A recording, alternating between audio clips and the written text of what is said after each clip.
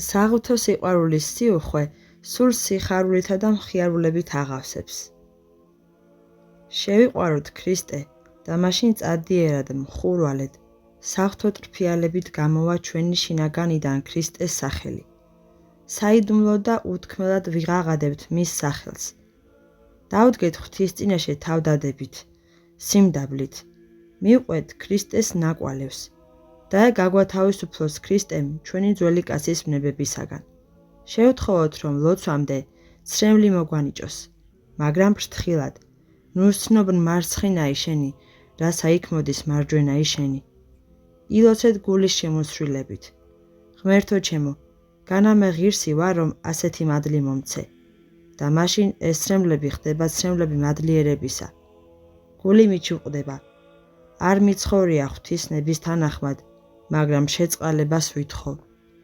ილოცეთ ღვთისადმი სიყვარულითა და წადიერებით, სიმშვიდით, მსუბუქად, ძალდაოტანებლად. და როდესაც ამბობთ უფალო იესო ქრისტე შემიწყალე მე, ილოცეთ ნელა, მდაბლად, ფაქიზად, საღვთო ტრფიალებით. ტკბილად წარმოთქვით ქრისტეს სახელი. სიტყვები სათითაოდ და მკაფიოდ თქვით, უფალო იესო ქრისტე შემიწყალე მე, ნაზად, სათუთად, მობიერად, მდუმარედ, საიდუმლოდ, გონებით, მაგრამ ამასთანავე აღმაფრენით, წადიერებით, ტრფიალებით, დაძაბულობის, ზეწოლის, იძულების ან რაიმე უშვერი ხაზგასმის გარეშე. როგორ მიმართავს დედა თავის საყვარელ შვილს? ჩემო ბიჭუნა, ჩემო გოგონა, ჩემო ლევიკო, ჩემო ნინიკო. წადიერებით, მხურვალე წადიერებით. ამაშია მთელი საიდუმლო. ამ დროს გული მეტყველებს. ჩემო უფალო, ჩემო იესო, ჩემო იესო, ჩემო იესო. იმას, რაც გულსა და გონებაში გაქვს, გამუხატავ ყოვლითა გულითა შენითა და ყოვლითა სულითა შენითა და ყოვლითა ძალითა შენითა და ყოვლითა გონებითა შენითა. ზოგჯერ კარგია ილოცოთ ხმამაღლა, უფალო იესო ქრისტე, შემიწყალე მე, რათა გრძნობებმაც გაიგონონ, ეს მოდეს ურსაც. ჩვენ ვართ სული და ხორცი და მათ შორის არსებობს ურთიერთზეგავლენა. მაგრამ როდესაც ქრისტეს ტრფიალი გახდები, დუმილს და გონებით ლოცვას ამჯობინებ. მაშინ წყდება სიტყვები. ეს შინაგანი მდუმარებაა, სიწყნარეა, რომელიც წინ უსწრებს თანამავალია და შეუდგება საღვთო მოხილვას, საღვთო შეერთებასა და სულის ღმერთთან შერწყმას. როცა ამ მდგომარეობას მიაღწევ, სიტყვები აღარ არის საჭირო. ეს არის რაღაც, რასაც პირადად განიცდი. რაღაც, რაც არ აიხსნება. მხოლოდ მას შეუძლია ამის გაგება, ვინც განიცდის ამ მდგომარეობას. ამ დროს სიყვარულის მოზღვავებას გრძნობ, უერთდები ქრისტეს, ივსები სიხარულითა და მხიარულებით, რაც მიმანიშნებელია იმისა, რომ შინაგანად გაქვს საღვთო სიყვარული, სრულყოფილი სიყვარული. საღვთო სიყვარული უანგაროა, უბრალო, ჭეშმარიტი. ლოცვის ყველაზე სრულყოფილი სახე არის მდუმარე ლოცვა, დუმილი. სდუმენინ ყოველი ხორცი კაცობრივი. აქ ხდება განხრთობა. შიგ სიწყნარეში, მდუმარებაში, საიდუმლოდ. აქ აღესრულება უჭეშმარიტესი თაყვანისცემა, მაგრამ ეს რომ განიცადოთ შესაბამის სულიერ დონემდე უნდა მიხვიდეთ. ამ დროს სიტყვები უკან იხევენ. გაიხსენეთ, სდუმენინ ყოველი ხორცი კაცობრივი. მდუმარების ეს გზა არის ყველაზე სრულყოფილი. ასე განიღმრთობი და შედიხარ ღვთის საიდუმლოებებში. ჩვენ არ უნდა ვისაუბროთ ბევრი. ივცეთ საშუალება, რომ მადლმა ისაუბროს. ლოცულობდი, უფალო იესო ქრისტე შემიწყალე მე და ახალი ჰორიზონტები იშლებოდა ჩემს წინაშე. თვალებიდან სიხარულის ცრემლები მდიოდა ქრისტეს სიყვარულისა და ჯვარცმის გამო. წადიერება. ამაშია დაფარული სიდიადე, სამოთხე. რადგანაც გიყვარს ქრისტე, წარმოთქვამ ამ სიტყვებს, ამ ხუთ სიტყვას წადიერებით და გულიდან. და ნელ-ნელა სიტყვები ქრებიან. გული იმდენად სავსეა, რომ საკმარისია თქვა ერთი სიტყვა, ჩემო იესო, და მორჩა. სიყვარული სიტყვების გარეშე უკეთესად გამოიხატება. როდესაც ადამიანი ნამდვილად შეიყვარებს უფალს, დუმილი და გონებითი ლოცვა ურჩევნია. საღვთო სიყვარულის მოზღვავება სულ სიხარულითა და მხიარულებით აღავსებს. ასეთი ადამიანი მანამდე ფსალმუნებში, პარაკლიტონში, თვენში და ასე შემდეგ წარიმატა. ახლა სიტყვები შეწყდა, რადგან შინაგანა და ღრმად განიცდის საღვთო სიმდაბლეს. მასში ქრისტემ დაივანა და საღვთო ხმას გრძნობს. ამასოფეში ცხოვრობს და ამავე დროს სამყაროს გარეთაა. შიგ სამოთხეში, ესე იგი ეკლესიაში, უქმნელ სამოთხეში. ეგნატე ბრიანჩანინოვი ამბობს: ძალზე სანუკვარია გულისმიერი ლოცვა. ძალზე სანუკვარია გულის მდუმარება. ძალზე სასურველია ვიცხოვროთ ყველაზე უკაცრიელ უდაბნოში, რადგან ასეთი პირობები განსაკუთრებით უწყობს ხელს გულის მიერ ლოცვასა და გულის მდუმარებას. გულის მდუმარება ნიშნავს არაფერმა მიიპყროს შენი ყურადღება, იცხოვრო განმარტოებით ღმერთთან. ღმერთი ყველგან არის და ყოველსავე აღავსებს. ვცდილობ, რომ უსასრულობაში ვარსკვლავებში გავფრინდე. უფიქრდები იმას თუ რამდენი მილიონი სინათლის წელიწადი გვაშორებს ვარსკვლავებს და გაოგნებული ვარ ღვთის ყოვლადძლიერების სიდიადით. გრძნობ ღვთის ყოვლადძლიერებას, ვშლი ხელებს და განვფენ სულს, რათა მას შევუერთდე, რათა ღვთაებას ვეზიარო. ლოცვის დროს მნიშვნელობა აქვს მხურვალებას. ლოცვის დროს მნიშვნელობა აქვს არა დროის ხანგრძლივობას, არამედ მხურვალებას. ილოცეთ თუნდაც 5 წუთი, მაგრამ ღვთისადმი თავდადებით, სიყვარულითა და წადიერებით. შეიძლება ერთმა მთელი ღამე ილოცოს, ხოლო სხვამ მხოლოდ 5 წუთი და ეს 5-წუთიანი ლოცვა აღმატებული იყოს. ეს რა თქმა უნდა საიდუმლოა, მაგრამ ასეა. მომისმინეთ შვილებო, ერთ მაგალითს გეტყვით. ერთი მონაზონი უდაბნოში მიდიოდა და გზაზე სხვა მონაზონს შეხვდა. ისინი ერთმანეთს მიესალმნენ. საიდან მოდიხარ? ეკითხება. ამა და ამ სოფლიდან. როგორ ცხოვრობთ იქ? საშინელი გვალვაა, დამწუხრებულნი ვართ. და რა ქენით ილოცეთ? დიახ. იწვიმა? არა, არ უწვიმია. როგორც ჩანს, არ გილოციათ მხურვალედ. მოდი ცოტა ვილოცოთ და ღმერთს შეწევნავთ ხოლოთ. და იქვე ლოცვა დაიწყეს. მაშინვე პატარა ღრუბელი გამოჩნდა ცაზე, რომელიც გაიზარდა, გაშავდა, ქვემოთ დაეშვა და აი ძლიერი წვიმა წამოვიდა. რა მოხდა? მხურვალედ ილოცეს. ცოტა ილოცეს და იწვიმა, მაგრამ მნიშვნელობა აქვს ლოცვის სიმძაფრეს. ტკივილითა და მხურვალებით, როგორც წმინდა მაკარი ამბობს. წმინდა მაკარი ლოცულობდა მხურვალედ, ყოვლითა გულითა და ყოვლითა სულითა და ყოვლითა გონებითა. მთელი მისი არსებით ღვთისადმი მსახურებას მიუძღვნა თავი. შეიძლება მას უბრალოდ ხელები აეწია და მეტისმეტი დაძაბულობისაგან გაშეშებოდა. ასევე ისიც, ვინც ხელს აღმართავს ვინმეს მიმართ და წყევლის, შეუძლია გადასცეს ბოროტება. ვიღაცამ თხოვა, მინდა რომ ილოცოთ ჩემთვის. მე უპასუხე, ვილოცებ ღვთისადმი გულით და სიმდაბლით, ვილოცებ მეცნიერებით. რას ნიშნავს მეცნიერებით? ესე იგი ცნობიერი ლოცვა, შემოკრებილი გონებით. აი, ერთხელ მოედანზე ხალხი იყო შეკრებილი და ითხოვდნენ დავით წინასწარმეტყველს, რომ მათთვის სიტყვა ეთქვა. რადგან რაღაც მნიშვნელოვანი მოვლენა იყო მომხდარი და მთელი ხალხი ყვიროდა. გამოვიდა დავით წინასწარმეტყველი და ეუბნება მათ. უგალობდით ღმერთსა ჩვენსა, უგალობდით. უგალობდით მეუფესა ჩვენსა, უგალობდით. რამ თუ მეუფე არს ყოვლისა ქვეყანისა ღმერთი, უგალობდით მას მეცნიერებით. ის კმაყოფილი დარჩა და მკითხა. რა ადგილზე წერია წმინდა წერილში რომ ვიპოვო? რომელი ფსალმუნია? გონი ასე იწყება. ყოველთა წარმართა აღიტყველენეთ ხელნი თქვენი, ღაღადებით ღვთისა მიმართ ხმითა სიხარულისაითა. ფსალმუნი 46. ღვთის კაცი ყველაფერს ლოცვად გარდაქმნის.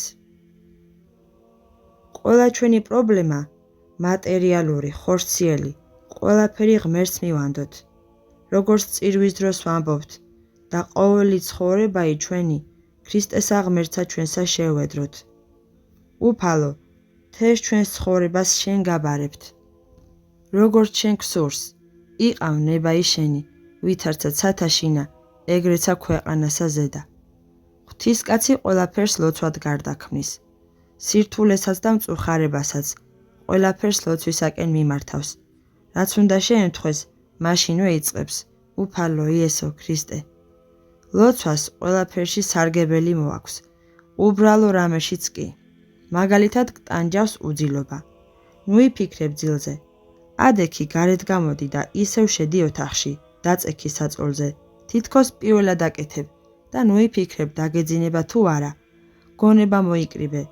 უფალი ადიდე და შემდეგ თქვი სამჯერ, უფალო იესო ქრისტე და ასე, ძილიც მოვა. ყველაფერი ლოცვით გვარდება, მაგრამ ლოცვის დროს უნდა გქონდეს სიყვარული, ხურვალება. ნუ გექნება შფოთი, არამედ ნდობა ღვთის სიყვარულის და განგებულების მიმართ. ყველაფერი სულიერ ცხოვრებაშია. ყველაფერი განიწმინდება კარგიც და რთულიც, ხორციელიც და სულიერიც და რასაც უნდა აკეთებდეთ, აკეთეთ ღვთის სადიდებლად. როგორ ამბობს პავლე მოციქული, გინა თუ სჭამდეთ, გინა თუ სმიდეთ, გინა თუ რასაცა იქმოდით, ყოველსავე სადიდებლად ღმრთისა იქმოდეთ. როდესაც ლოცვაში ხარ, ყველაფერი ჯეროვნად აღესრულება. მაგალითად, რეცხავ თეფშებს და არც ერთი არ გაგიტეხავს, არ მოგცვლია ზარალი. შენში ღვთის მადლი შემოდის. როდესაც მადლი გაქვს, ყველაფერი სიხარულით, უშრომელად აღესრულება. თუ გამუდმებით ვლოცულობთ, ღმერთი განგვანათლებს, თუ რა უნდა მოიმოქმედოთ ყოველ ჯერზე, თვით ყველაზე რთულ გარემოებაშიც. ამას შინაგანად გვეტყვის ღმერთი. ის იპოვის გზებს. რა თქმა უნდა შეგვიძლია ლოცვას მარხვად შევუთავსოთ. ან როდესაც გვაქვს რაიმე სერიოზული პრობლემა ან დილემა, ჯერ მხურვალედ უნდა ვილოცოთ და ვიმარხულოთ. მე ხშირად მივმართავ ამ ხერხს. როცა ღმერთს სხვებისთვის ვთხოვთ რაიმეს, ვითხოვოთ საიდუმლოდ. ლოცვით, რომელიც აღესრულება ფარულად და არ ჩანს. გონების ხშირი გაფანტულობა ხელს უშლის ლოცვას. მოორიდეთ ტელეფონებს, ადამიანებთან ურთიერთობებსა და ბევრ საუბარს. თუ უფალი არ შეგვეწევა, ამაოა ყველა ჩვენი მცდელობა. მაშ ლოცვა, სიყვარულით ლოცვა. მათ ლოცვის მეშვეობით შორიდან უკეთესად ვეხმარებით. ვეხმარებით ყველაზე კარგი, ყველაზე სრულყოფილი გზით. როდესაც სხვებისთვის ვლოცულობთ, თქვათ, უფალო იესო ქრისტე, შემიწყალე მე. ილოცეთ ეკლესიისთვის, მთელი ქვეყნისთვის, ყველასთვის. მთელი საქრისტიანო შიგ ლოცვაშია. თუ მარტო თქვენი თავისთვის ლოცულობთ, ამაში ანგარება იმალება. ხოლო როდესაც ეკლესიისთვის ლოცულობთ, ეკლესიაში თქვენც ხართ. ეკლესიაში ქრისტე შეერთებულია ეკლესიასთან, მაგრამ ასევე მამასთან და სულიწმინდასთან. წმინდა სამება და ეკლესია ერთია. თქვენი წადილი იმას უნდა ეფუძნებოდეს, რომ განიწმინდოს სამყარო, გახდნენ ყველანი ქრისტესი. მაშინ შედიხართ ეკლესიაში, ცხოვრობთ სამოთხის სიხარულში, ღმერთთან, იმიტომ რომ ღვთაებრიობის მთელი სავსება ეკლესიაშია დამკვიდრებული. ჩვენ ყველანი ერთი სხეული ვართ, რომლის თავი ქრისტეა. ჩვენ ყველანი შევადგენთ ეკლესიას. ჩვენ სარწმუნოებას ეს სიდიადე გააჩნია. უხილავად აერთებს სამყაროს. ლოცვის ძალა დიდია, ძალიან დიდი, უმთავრესად კი, როდესაც ბევრნი ლოცულობენ. საერთო ლოცვის დროს ყველანი ერთიანდებიან. შევიგრძნოთ ჩვენი მოყვასი, როგორც საკუთარი თავი. ეს არის ჩვენი ცხოვრება, ჩვენი სიხარული, ჩვენი საუნჯე. ქრისტეში ყველაფერი ადვილია. ქრისტე არის ღერძი. ყველანი მიისწრაფვიან ღერძისკენ და ერთიანდებიან ერთითა სულითა და ერთითა გულითა. რაღაც ამდაგვარი მოხდა სულთმოფენობის დროს. როდესაც ყველანი ერთსა და იმავე დროს, ერთსა და იმავე სივრცეში ისმენენ ფსალმუნს და ყველას აკითხავს. ერთიანდებიან ღვთის მადლით, რადგან რასაც მკითხველი კითხულობს, ყველანი ისმენენ და მონაწილეობენ. ძალა მრავალი ადამიანისა მრავლდება, მსგავსად იმისა, როცა ხედავენ რაიმე მშვენიერ საგანს და ყველანი ერთად წადიერებით უმზერენ მას. მათი მზერა ერწყმის რა ამ შვენიერ სანახაობას აერთიანებს მათ. მაგალითად, პეტრე მოციქულის გათავისუფლება საპყრობილიდან. ხოლო ლოცვა იქ გულსმოდგინედ იყოფოდა ეკლესიათა მიერ, საქმე მოციქულთა. ამ ლოცვამ გამოიყვანა პეტრე მოციქული საპყრობილიდან. სიყვარული, ღვთისადმი მსახურება, წადიერება, ღმერთთან შეერთება, ეკლესიასთან შეერთება, ეს მიწიერი სამოთხეა. თუ ღვთის მადლს მოვიხვეჭთ, მაშინ ყველაფერი ადვილი, სასიხარულო და ღვთის კურთხევაა. აბა იპოვე სხვა სარწმუნოება, რომელიც ასე სრულყოფილსა და ბედნიერს გახდის ადამიანს. დასანანია, თუ ამ სიდიადეს ვერ აღვიქვამთ. როდესაც ჩვენ ან სხვას გვაქვს რაიმე სირთულე, სხვებისაგანაც ვითხოვოთ ლოცვითი შეწევნა და ყველამ ერთად წმენით და სიყვარულით ვევედროთ ღმერთს. დარწმუნებულნი იყავით, რომ ასეთი ლოცვა სათნოა ღვთისათვის და შეგვეწევა, აღასრულებს რა სასწაულებს. ჩვენ ეს ჯერ კარგად ვერ გაგვიგია, რაღაც ზერელედ ვუყურებთ ამას და ვამბობთ, ჩემთვისაც ილოცე. უფრო მეტად სხვებისთვის ილოცეთ, ვიდრე საკუთარი თავისთვის. თქვით, უფალო იესო ქრისტე, შემიწყალე მე და ყოველთვის სხვებით სიყოლიეთ თქვენში. ყველანი ერთი და იმავე მამის შვილები ვართ. ყველანი ერთნი ვართ. ამიტომ, როდესაც სხვებისთვის ვლოცულობთ, ვამბობთ, უფალო იესო ქრისტე, შემიწყალე მე და არა შეიწყალე ისინი. ასე მათ საკუთარ თავთან ვაერთებთ. სხვებისთვის ლოცვა აღესრულება რამ სუბუქად და ღრმა სიყვარულით უანგაროა და დიდი სულიერი სარგებელი მოაქვს. იგი მადლმოსილს ხდის მლოცველს. თუმცა მადლმოსილს ხდის იმასაც, ვისთვისაც ლოცულობს. ანიჭებს საღვთო მადლს. როდესაც დიდი სიყვარული გაქვთ და ეს სიყვარული ლოცვისაკენ გიბიძგებთ, მაშინ ამ სიყვარულის ტალღები მიდის და გავლენას ახდენს მასზე, ვისთვისაც ლოცულობთ. მას ლოცვის საფარველი იფარავს და სიკეთისკენ წარუძღვებით. უფალი ხედავს რა თქვენს მცდელობას, უხვად გასცემს მადლს თქვენთვისაც და მისთვისაც, მაგრამ უნდა მოკვდეთ საკუთარი თავისთვის, გაიგეთ? თქვენ წუხართ, როცა სხვები არ არიან კარგები, მაშინ როცა ლოცვას უნდა დაეშუროთ, რომ ღვთის მადლით საწადელს მიაღწიოთ. თქვენ თქვენი სიბრძნით მითითებებს იძლევით, მაგრამ ეს არ არის სწორი. საიდუმლო იმაში როდია, თუ რას ვიტყვით ან რა მითითებებს მივცემთ სხვებს, არამედ ჩვენს ღვთისადმი ლოცვასა და თავდადებაში, რათა ღვთის მადლით ადამიანებს შორის სუფევდეს ის, რაც საჭიროა. ეს ამთავარი. იმას, რისი გაკეთებას ჩვენ არ ძალგვიც, ღვთის მადლი იქმს. ჩემს ცხოვრებაში პირველ ადგილზე ლოცვა დგას. არ მეშინია სატანჯველის და არც სამოთხეზე ვფიქრობ. ხოდ იმას ვთხოვ ღმერთს, რომ შეიწყაროს მთელი სამყარო და მეც. როდესაც გაძლიერებულად ვლოცულობ, უფალო იესო ქრისტე, შემიწყალე მე. მაშინაც კი, როცა ხალხთან ვარ, ეს მე არ მაშორებს ლოცვას. ჩემთვის ერთი და იგივეა. ვლოცულობ, ვიღებ ხალხს ქრისტეს სიყვარულით და მაქვს გულმოდგინება ვილოცო მთელი ქვეყნისთვის. ვცდილობ, რომ ქრისტე შევიყვარო. ეს არის ჩემი მისწრაფება. მრავალი სნეულების გამო არ შემიძლია ბევრი საუბარი. თუმცა სიტყვებზე მეტად ლოცვა შეეწევა კაცს. ვლოცულობ თქვენი სირთულეების გადაჭრისათვის, მაგრამ ეს არ კმარა. ჩემმა ლოცვამ გამოხმაურება უნდა პოვოს თქვენი მხრიდან. ღმერთი თავის მადლს გვივლენს, მაგრამ ჩვენი გული ამ მადლს ღია უნდა დახვდეს, რათა შეძლოს მისი შეწყნარება და რასაც უფალი დაუშვებს, ის ჩვენი სულისთვის სასარგებლო იქნება, მაგრამ არა ისე, რომ ჩვენ ვლოცულობდეთ და თქვენ გეძინოთ. მე ხშირად მადანაშაულებენ, მაგრამ მე ვითარცა ყრუსა არა მესმოდა და ვითარცა უტყმან რა არა აღაღის პირითვისი. ფსალმონი 37. ილოცეთ მათთვის, ვინც გადანაშაულებთ. თქვით, უფალო იესო ქრისტე, შემიწყალე მე და არა შეიწყალე ის და ის, ვინც ბრალს გდებს, შენს ლოცვაში იქნება. რამესაც გეუბნება ვინმე, ღმერთმა ეს იცის. თქვენ გაშალეთ ხელები და შეღაღადეთ უფალს, უფალო იესო ქრისტე, შემიწყალე მე. საკუთარ თავთან შეაერთეთ იგი. ღმერთმა იცის თუ რა ტანჯავს მას სულის სიღრმეში და ხედავს რა თქვენ სიყვარულს მის შესაწევნად ისწრაფვის. ღმერთი ჩვენი გულის სურვილებს ხედავს. რას ამბობს პავლე მოციქული რომაელთა მიმართ?